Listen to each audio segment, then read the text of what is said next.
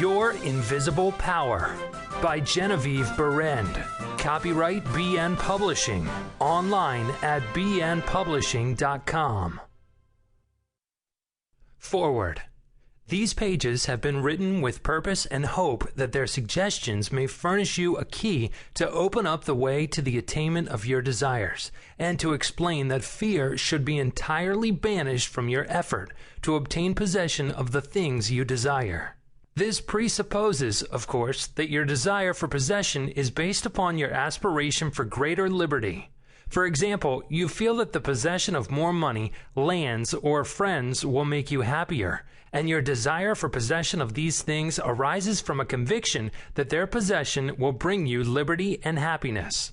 In your effort to possess, you will discover that the thing you most and ultimately need is to be, always, not spasmodically, your best self. That self which understands that the mistakes of those you love are simply misunderstandings.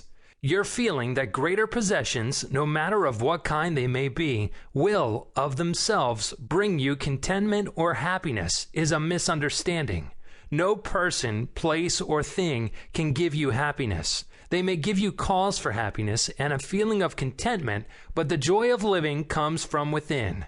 Therefore, it is here recommended, rather than otherwise, that you should make the effort to obtain the things which you feel will bring you joy, provided, as previously stated, that your desires are in accord with the joy of living. It is also desired in this volume to suggest the possibilities in store for all who make persistent effort to understand the law of visualization and make practical application of this knowledge on whatever plane he or she may be.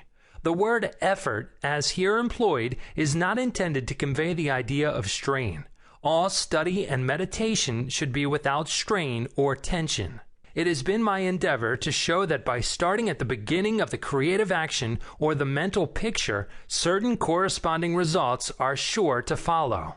While the laws of the universe cannot be altered, they can be made to work under specific conditions, thereby producing results for individual advancement which cannot be obtained under the spontaneous working of the law provided by nature. However far the suggestions I have given you of the possibilities in store for you through visualizing may carry you beyond your past experience, they nowhere break the continuity of the law of cause and effect.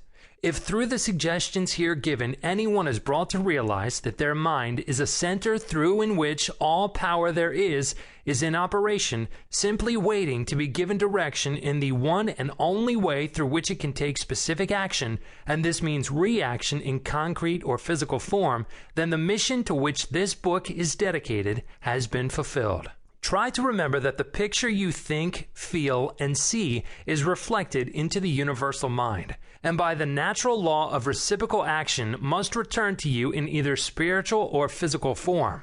Knowledge of this law of reciprocal action between the individual and the universal mind opens to you free access to all you may wish to possess or to be.